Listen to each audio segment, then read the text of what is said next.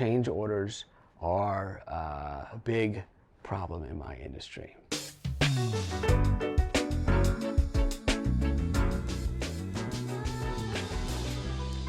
They shouldn't be. They've just become one because people don't really like to give bad news. And they always feel like it's some sort of confrontation. And I think on HGTV, they always have like a phone and they're on speaker and they're like, guess what? We found a problem. And so they've really dramatized that. It doesn't have to be that dramatic. On most of our projects, change orders are in the 1% to 2% range of the entire project. And they're for things that just can't be known. What's inside that wall?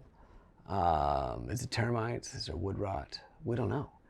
But there's a lot of things that can be known by doing a very good discovery and working through the house and having all your trades on site and coming up with a plan and making sure it's going to work.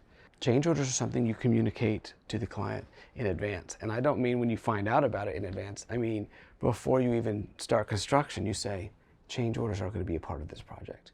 Here's the type we see typically. This is what you can expect. This is how we are going to handle them. We're not going to do anything with them until you approve them.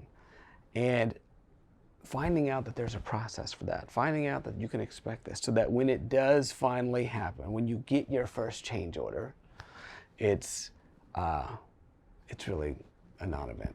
And that's really what you want out of it. There shouldn't be an entire television show dedicated to that change order. And if there is, maybe there's a problem. This is a communication piece. And it's, I think what's relevant about it is how your team is communicating what can be known in advance and setting you up for success. And so that when unknowns come, you're not surprised that they came.